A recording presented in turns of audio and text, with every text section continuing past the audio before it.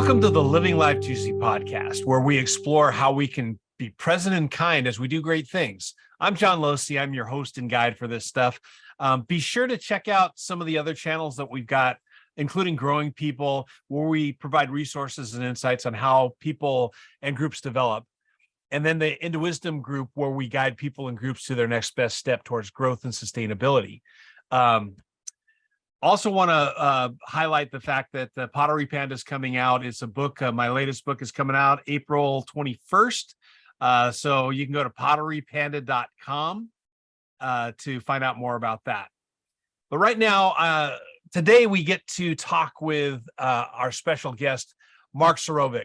He's another amazing person that I met through the pandemic thing. So horrible thing, but blessings comes from it. So we would have never have met except for jumping into virtual stuff. Mark's the founder of WorkPlay Solutions. His mission is to restore joy and purpose to the workplace. And that fits right in with Living Juicy. So Mark, welcome. Thank you, John. Yeah. Glad to be here. Glad that you're here. And the first thing, I want to give you a chance to explain what you do. But first, I want to know, how does your wife explain what you do? My wife, who is a wonderful human being, so assuming that she eventually watches this, she is a chemistry professor and an academic dean at the local university here. But she likes to say she's the angel investor of WorkPlay Solutions. So thankfully, she has a very stable job, which allowed me to start my business. Honestly, that's a pretty tough question, because she's in that third of people that hates this stuff. So I do team events and make workshops fun. So I create team building events that don't suck and are not cheesy.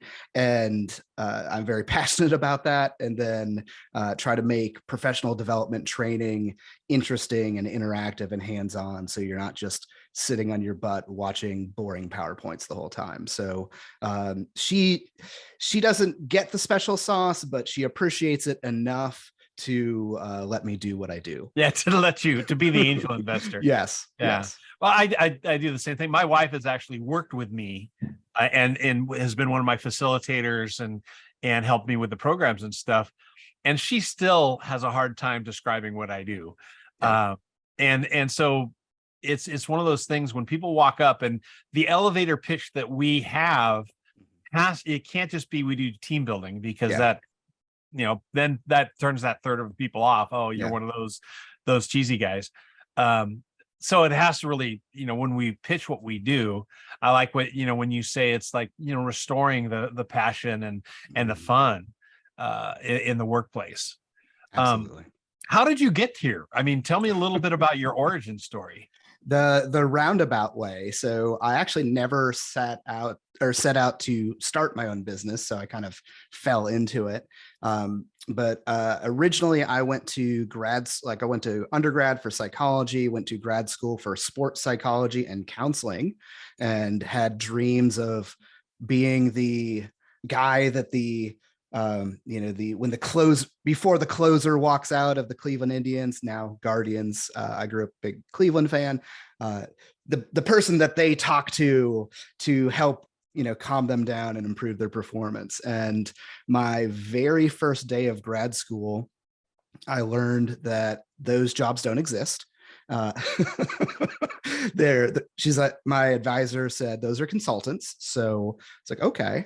And then she told me, asked me, do you have any friends that are, professional athletes? And I said, no.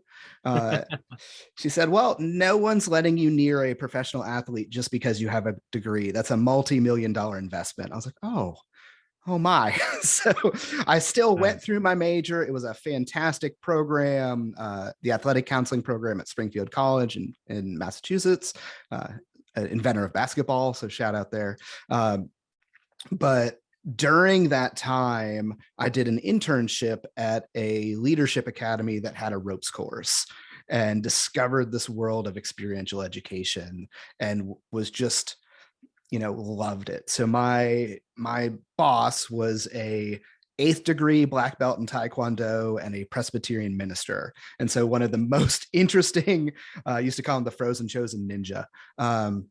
But one of the most interesting guys I've ever met. And so just, he really, poured into us during that internship, and we served and facilitated so many groups that summer. I think something like 200 and some groups like in a summer. So there were days where I had like 14 soccer teams in the same day, doing like a 40-minute program, like every 40 minutes, for like 14 hours.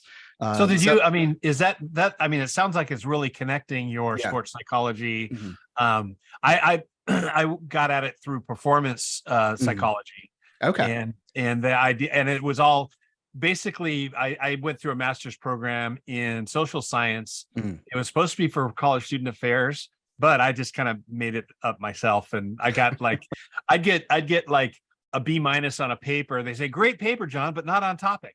And that's where I explored things like experiential learning, and I explored things like performance psychology, and it really is the whole experiential concept. It is such a great connection between those things. You ever hear of Jim Lohr, Power Story? He's the guy. Great. I mean, if you want to read some great stuff on performance psychology, he's got some amazing things that he's done. But he definitely, I mean, he jumps right in. They started the Human Performance Institute down in Orlando, and that's where they take top athletes, but also what they call their executive athletes. Mhm. And it's a great crossover to like when experiential facilitators want to jump into corporate, Mm. and all they do is they take their youth program or their camp program and say, now it's corporate and we'll charge 3 times as much. And this is like a huge difference, because Yeah. I mean, it's amazing what they do for the performance stuff. Yeah. Whenever Camp Sketchy, that's my kind of quote unquote thing for the camps that are a bit iffy. They're like, we do corporate team building. I'm like, I don't think you do. So Yeah. And I mean, for those camps out there that are doing that right now, the easiest step to take is to partner with a consultant that works with corporations and executives and things like that. Make that partnership happen. Now you're adding value. And I just happen to know somebody in the Southeast who could definitely jump in there, who has both camp experience and executive experience. I think WorkPlay Solutions might be that, but I'll thank you. keep going on your origin story. We got up to your first experience as an intern at a camp doing challenge course stuff. Yeah, and it was fantastic. So he really poured into us. We read Henry Cloud books. I had to keep a journal where I told him one thing that I learned every day, which was one of the best experiences of my life, because there's days you really had to think about it, and then there were other days that were just pages upon pages of learning, and I still have that journal. But so after grad school, I wasn't quite sure what to do, and I was heavily involved in the local church at my grad school, and my college minister said there was this program that his wife went through, and he said if she wouldn't have gone through that program, he wouldn't have married her. And it wasn't it wasn't like, oh, you're a terrible person, but it had such an impact on her that she came out a completely different person, like in a positive way. And so I was like, oh, that's a pretty good sales pitch. So I did this outdoor leadership / Christian discipleship program in upstate New York for a year. While I was there, met some folks that introduced me to the WinShape Foundation, which is down here in Georgia. And I came down to, through a bunch of different ways, I came down to work the summer camp and run the ropes course, and just kind of stayed. So, have been involved with the WinShape Foundation, and a organization called department in there was WinShape Wilderness, then turned into WinShape Teams when they went from more outdoorsy stuff to corporate stuff. Have been with them in some capacity for almost 17 years, up until starting the business. And then I also went through the season of ropes course mercenary, which many folks in the industry do, where you work for everyone under the sun. So whoever's paying that day and can schedule out far enough in advance. So through that, I've probably worked with about 10,000 people and about 1,000 different programs and trainings. So tell me a little bit, I want to explore a little bit, what has been your toughest transition when you're talking about all these different things that you've done? I know that there's transitions in there. Tell me about the one that was most challenging for you and kind of what helped you get through that. So I would say the most challenging transition, honestly, is the one I'm going through now, being a small business owner and being a solopreneur. So I have a ton of experience in my field, in experiential learning, in training, in doing the specific skill set that I have. And 90% of running a business isn't that.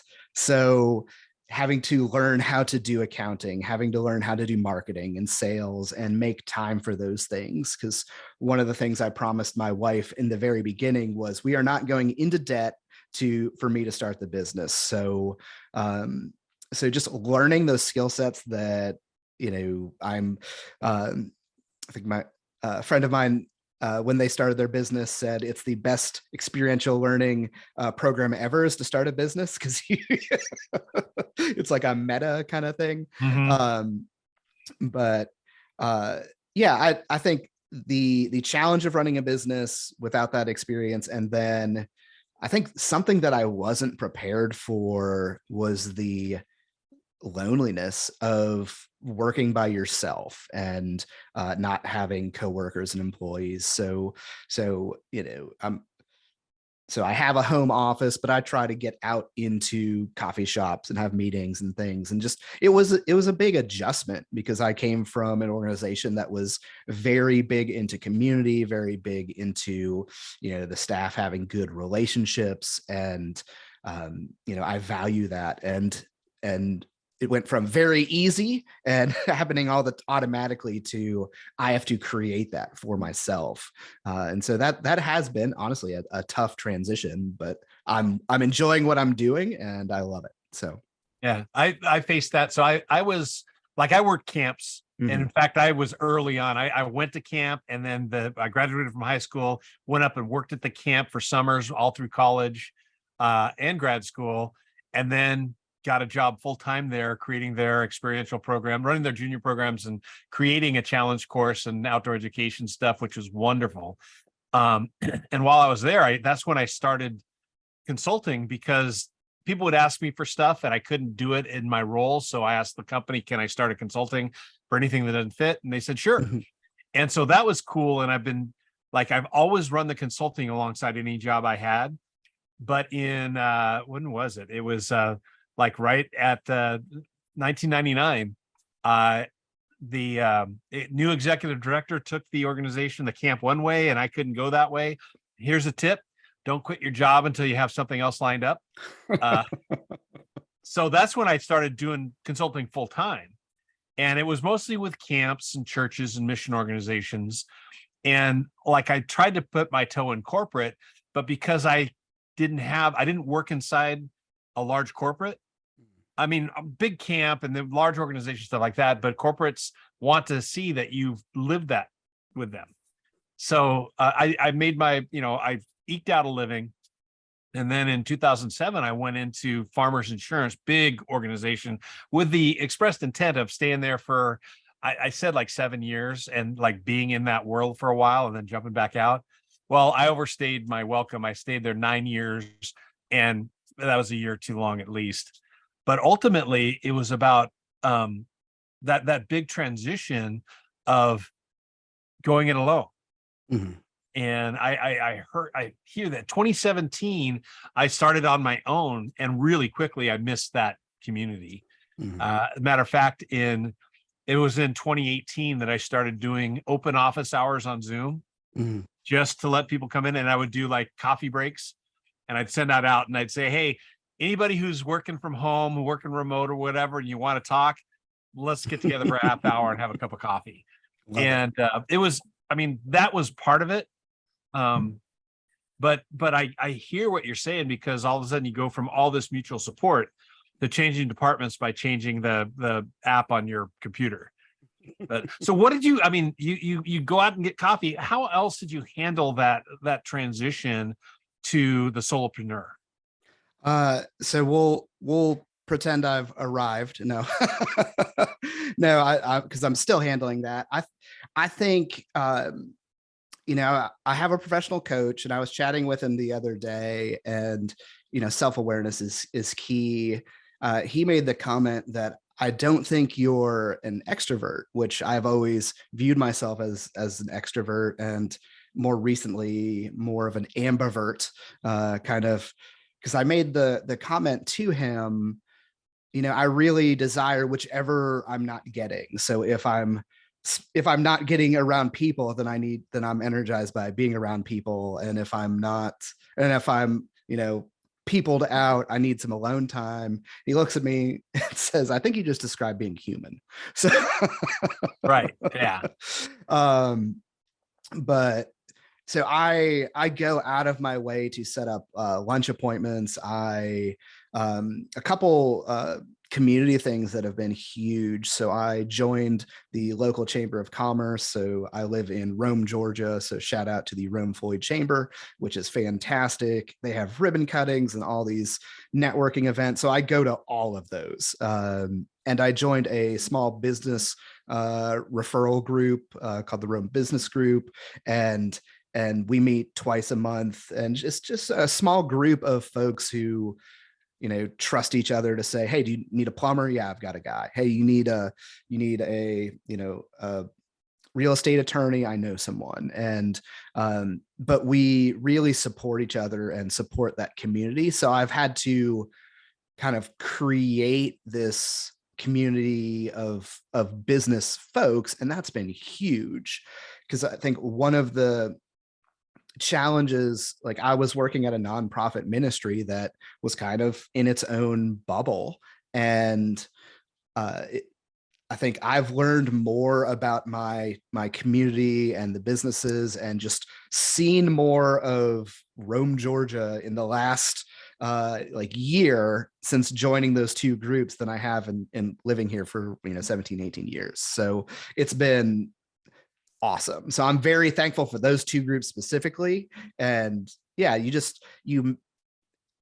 have to realize it's important and prioritize it, or it doesn't happen. So when I see those things, like, hey, I'm putting that on my calendar, and unless I'm prepping for a group the next day, I go to everything I can. That's so smart. I mean, one of my main client bases are entrepreneurs, small businesses that are in that transition of going from a startup to a going concern. And I see so much of that loneliness, or that, and when I start advising them, it's like, I'm here to help, but I can't be it all. Mm-hmm. And so I've got the Pottery Panda book coming out, and that's one of the things that I emphasize in there. It's a story about, it's Pottery Panda,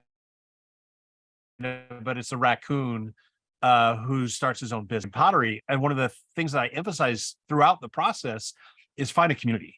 And whether it's, in the book, it's about, I do guided practice groups. So I create a raccoon practice group, but going into Rotary or Chamber of Commerce or these referral networks, just having a group of people that can help you catch your blind sides, mm-hmm. and give you the encouragement, support, accountability that you need, and you don't get when you're a small business or an entrepreneur. So man, I think you say that you're not there and you never will be, but it sounds like you've got a great support group going. Yeah. I'm very thankful for that group. And one of the first things I did when I started my business was go, hey, I know I am deficient in knowledge and skill in these specific areas. So I bought a whole lot of people lunch and coffee to say, hey, what do I need to know about accounting? And a friend of mine is a retired accounting professor, and he gave me in 5 minutes, I'm going to show you how to stay out of jail. I'm like, yes, please. I want that talk. Bonus. Yeah. I can do accounting, and staying out of jail is a good thing. And a lot of them, were very gracious and generous, saying, "Hey, you just started a business. Let me buy you lunch." I'm like, okay. But yeah, just there people are willing to help. And if you have a good network and good relationships, like I treasure those moments and all those people. So Yeah, what was, like, if you can think back, one or two of the best nuggets of advice you got as you were investigating? um one was from my friend David Lilly, who I've had as a guest on my podcast. He was talking about management, but his specialty is sales, and so really challenged me to think about, who is my audience, what market am I in, and really do some of those planning things that I kind of skipped past when I was starting the business, because I went the full experiential route of, I'm going to start a business. I don't know what it does. It could do these 10 different things, but I know one thing is true, and that's life is too short for work to suck. So everything was focused around that, but he really helped me narrow in and say, you know what, like, pick a day and cold call or email people and just put that in your schedule. Or, helping me understand the realities of a lot of people you talk to aren't going to be interested, and that's nothing against you. That doesn't mean what you're selling is illegitimate. It's just that's how it works. And then the other piece of advice I got was from my coach, Jim Carwish, who's, fantastic. He said, "Hey, we want to find what you love, what you're good at, and what people will pay you for.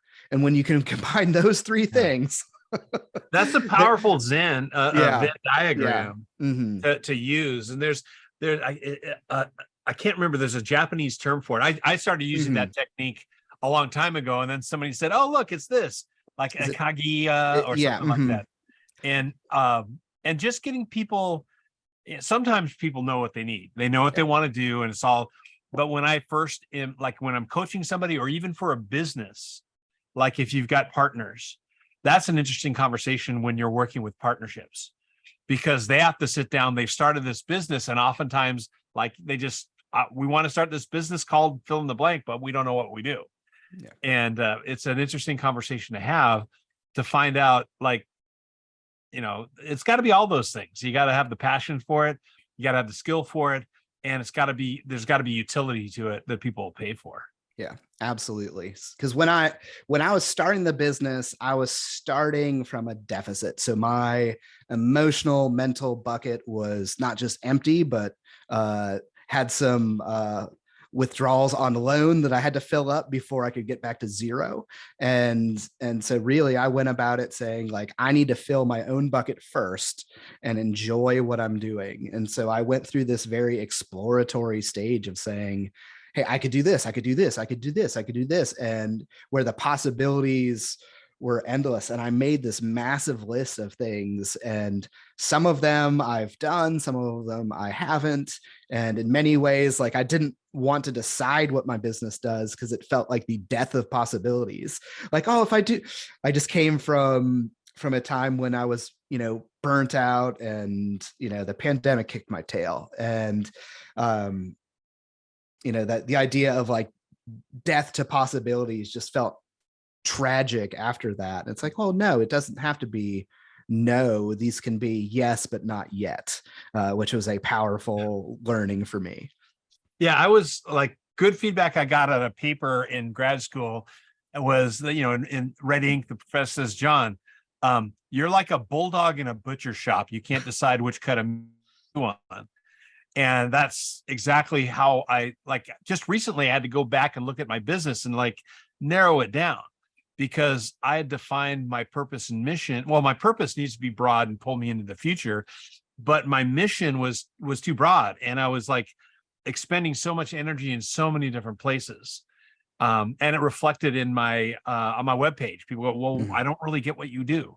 And so going back and making that choice, and this is where the idea of freedom in planning, Mm. in that there's a great creativity story, and I want to pick your brain on creativity in just a minute. But you ever hear of a jazz musician called Keith Jarrett? Mhm. Okay, so the Cologne concert, have you heard that story? I think so. Remind me. Where basically he's in the 70s, he was a famous improv jazz pianist. And he was doing a tour of Europe, and he went to a venue in Cologne, Germany, and they weren't ready for him. The piano was out of tune, and Mm. it wasn't the right piano.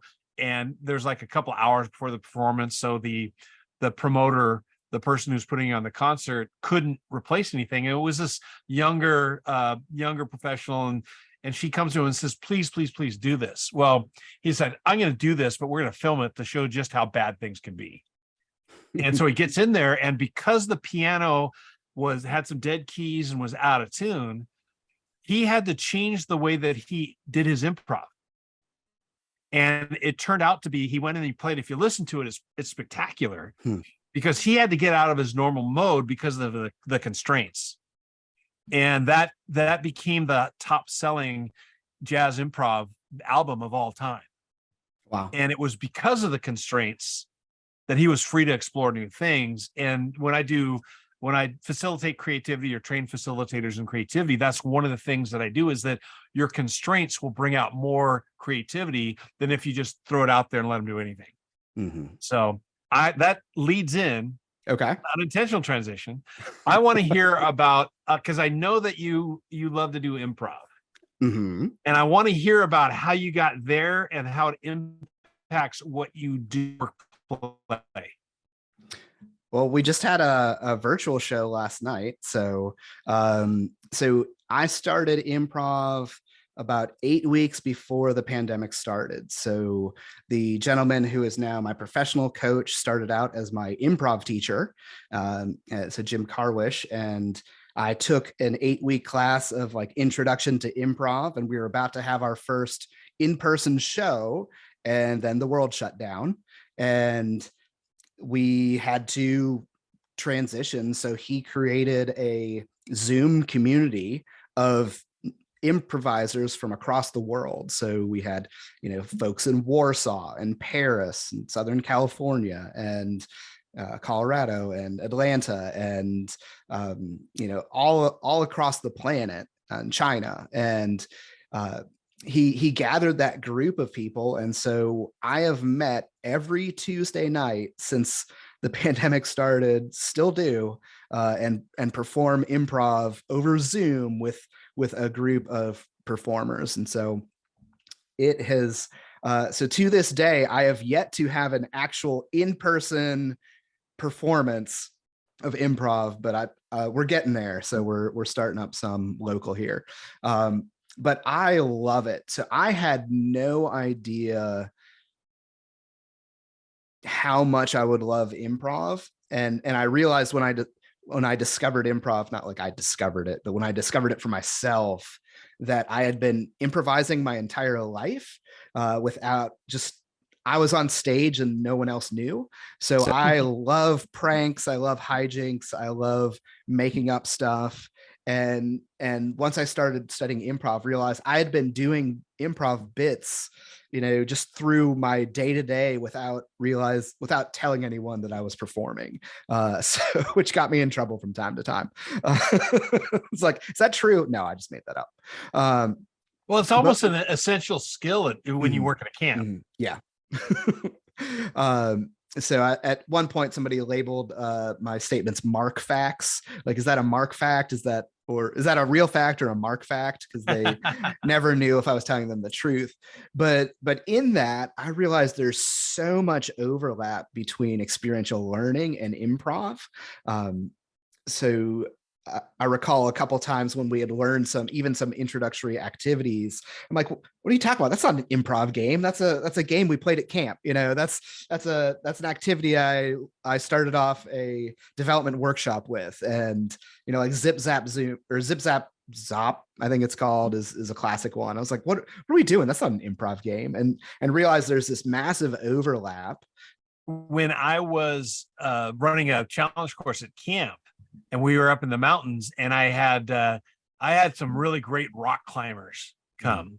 and they were great as far as the technical skills, but sometimes didn't have the empathy for people who didn't. And then I'd always hire somebody who'd never been climbing before, and they probably had empathy. But I guess it was a good thing, but I made a mistake of hiring some people who'd been through method acting training. And they brought these amazing improv and method acting activities that just transformed the way that we would do our programs. So we had high angle firefighter rescue, search and rescue team come and do our course. And they were more comfortable up in our course than any of my staff. So my improv people said, "Hey, got an idea." And so we let them go up in the trees for a little bit, but we brought them down and started these method and improv stuff, and it rocked their world, because they were used to this. Like, most people see height as a challenge and they're freaked out and it's outside their comfort zone. Well, we put them in an interpersonal growth zone, and it freaked them out. And it was perfect because that's where they needed to be in order to gain these ideas around how to work together, how to communicate. So one of my staff people who participated in that stuff, he went on to work at a famous backcountry, usually 15 to 30-day programs, backpacking. And he told me later on that there were 3 instructors and this group that was not being challenged by anything they did. They could hike all day long, and this group could handle it. It rained, they're fine with it. And they were, how do we get them to be challenged by something? And he brought up these improv activities. And the guru instructors are going, no, we can't do that. That's too dangerous.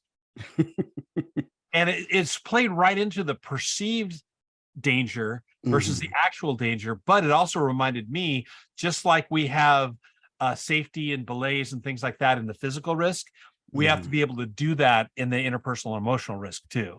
Absolutely. Yeah, I think I saw somewhere that if public speaking is one of the biggest fears, then improv is scarier than jumping off the pamper pole or riding the zip line. Kind of that story reminded me of an experience I had years ago.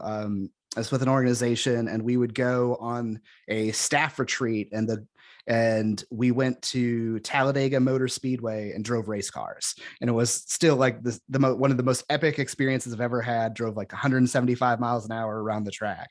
But I remember my director at that time, she told us why was that empathy piece that you just mentioned. She said, "You guys have forgotten what it's like to be scared at heights. You don't empathize." At that time, we were working with mostly students. You don't empathize with, the eighth grader who's terrified up on the zipline platform, and you need to remember what it feels like to be scared and out of control. So we did, and it worked. I was terrified and out of control because by the time I went, the sun was coming down over the horizon. So every time I went around the third turn, I couldn't even. I was blinded. I was like, which is terrible at 175 miles an hour.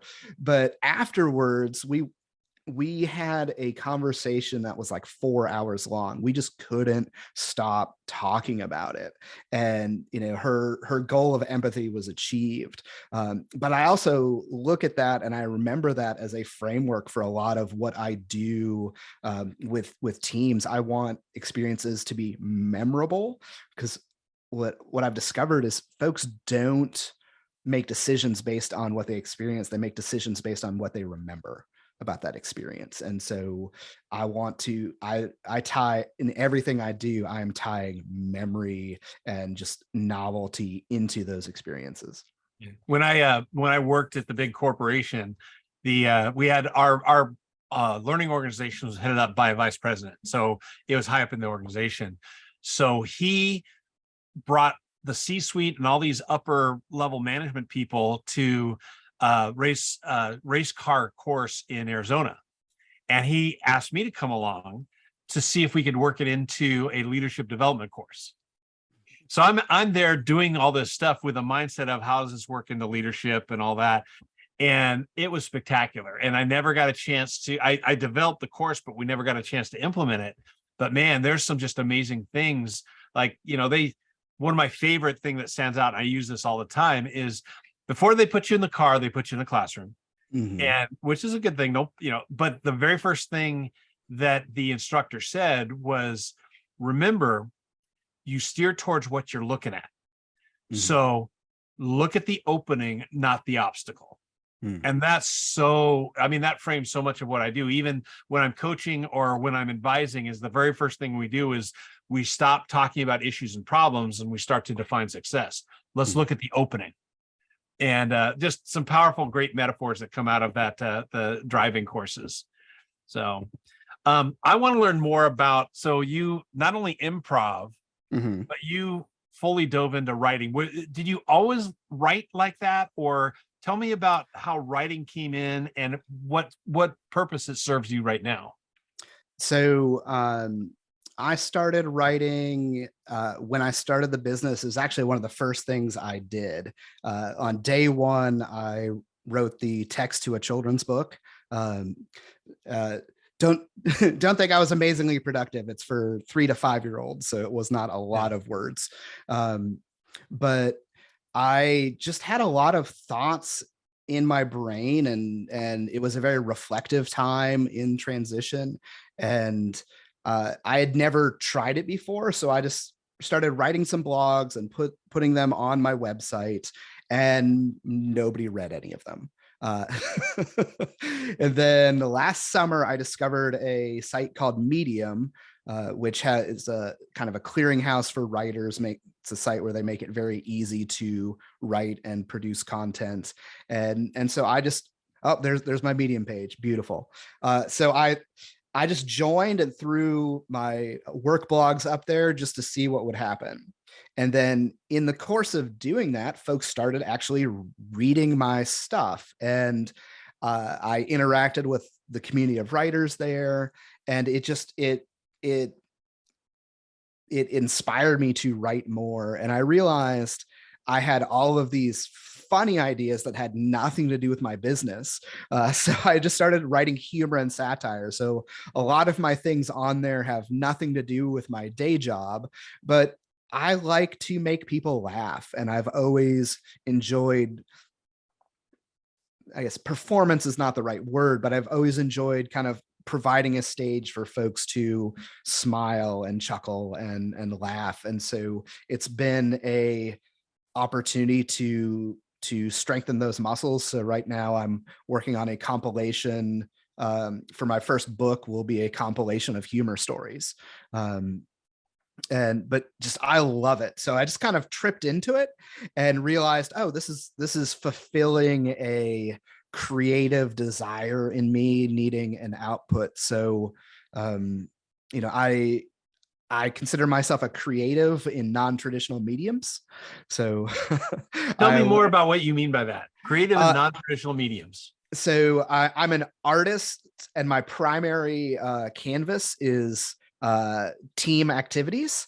So I often apply my creative juices to experiential learning activities and things to do with groups of people. And so I get very excited about figuring out how to tweak an experience and, do that. And then the humor side, like I love pranks and stories. And so I just started playing with that and discovered kind of satire writing. And I am bitterly sarcastic, and that's okay. Well, And just you describe the same way that I describe creativity. yeah, I'm an artist and my canvas is programs. yeah, And that exactly. allows me to, like, when I create, I don't facilitate experiences. I facilitate growth. Mhm, And oftentimes when I'm working with facilitators, I ask them, facilitate means to make easy. mhm, What do you make easier for your clients? And so I facilitate growth, but I design experiences. mhm, And that jumps into that design mentality, which is creative and it's mhm, artistic. And like what you were saying, for me, that's my creative outlet. And that helped me when I would I would go into different departments in the corporation. And number one, if they'd ask me to help brainstorm, and I would always, brainstorming is also known as playful arguing with snacks. Uh, but the idea is to get something useful out of it. So I would walk that group through what I now call practical creativity, that it's making stuff up that works, or you can put your own S in there, anything you want. And so that's what I would do, is I'd help them see that they are creative in however they do. Even accountants can be creative without being thrown in jail. That's what I want to get across, is that same spirit that you just said, which is you believe in that you are an artist. And your medium is non-traditional. I love the way that you explained that. Yeah. Yeah. And what's interesting even about that journey was when I was writing by myself without real feedback or without a community of writers, over the course of 6 months, I wrote about 10 articles. Over the 6 months following that, being in this community, I've written 70. So, so my output is better. And I look back on some of those things I wrote a year ago, and I've seen how much growth I've had just even in my own writing skill. And it's just, I cannot recommend it highly enough for anyone that loves or that wants to experiment with writing. So I'm digging it. It's meeting a need in me. And the fact that folks other than my wife are reading my stuff is a huge bonus. How do you think that it impacts because you've kind of described it as a separate part of you. Other than, it's not your work play part, it's the creative satirical part. How does it interplay with you, Mark the professional and Mark the improv and writer? How do they interplay? So, I want to live authentically as much as possible. So I bring my whole self to whatever I'm doing. So, and I've thought about this a bunch, even where, my presence on LinkedIn, I've been trying to be the serious LinkedIn professional. It's like, well, that's not who I am. I have a lot of wisdom and insight to share, and I'm fun and don't always take things seriously, not in like an immature way, but in a, like, I think we're taking ourselves too seriously, and that's getting in our way. Because I've seen that in my own experience when the pressure I put on myself from like, oh no, I need to be, folks need to see me as the serious professional, and I'm not. It's part of who I am. I'm a fun person, and that's who God created me to be. So I try to live out my, the best parts of myself in what I do. And it's one of the reasons I called my business WorkPlay, because I care just as much about productivity and improving performance and those kind of things of having good management behaviors as I do with just enjoying life and human connection and relationships and smiling and laughing. And I see those things interconnected. When I was doing, I heard one person put it this way: it says, take what you do very seriously, but don't take yourself very seriously. Yes. Yeah. Love it. Yeah. So I want to spend a little bit of time talking about your work with, like you said, one of the first things that you wrote when you started your business was something for foster kids. Tell me a little bit about that interest and passion, and why the foster system is so special to you. Okay. I'm probably going to cry. So, so we'll deal with that as it comes. Authentic. You're authentic. Yeah. It doesn't mean I'm not embarrassed, but it's real. So before my wife and I got married, we actually had the conversation that we were going to have less biological children than we could in order to make sure that we could adopt someday. So both of us have been volunteers for different foster care outreach programs over the years. So we created a camp from scratch through an organization for foster kids, and I ran all their activities and things. And so, foster care has been close to my heart. I am a Christian, and I see how Jesus just loves kids and believes that kids should have a home, a loving home. And so I take that seriously as a part of my faith. And so, once we were able to, my wife and I became foster parents. And so we fostered 3 different children. All 3 were infant girls from less than 4 months age. So there's about 4 years where we didn't sleep at night because we had each one for about a year, and then right when they were sleeping through the night, they went back to live with a family member. But our third placement was Lucy, and we were able to adopt her during the pandemic. So on Zoom, which was super weird, but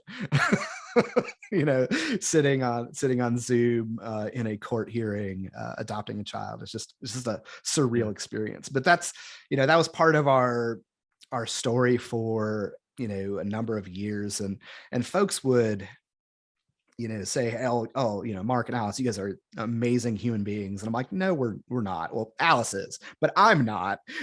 She's amazing. I'm terrible. But this is just, this is us living out our faith, and we take that seriously. So, I just have that passion, crazy statistic. And this is not to hate on the church. It's just real. If every church fostered one child, there would be no more kids in foster care, which is just like, And it's most of the work that I've done in the foster system has been with adolescents. Yeah. And especially at risk, because if they stay in the foster system for long enough, then, well, every kid is at risk, in my opinion. Mm-hmm. But these ones, these kids from like, we had a summer camp session that was half filled with kids in the foster system, which was interesting because these very diverse group of kids would come up to a bunch of very white Orange County, California kids.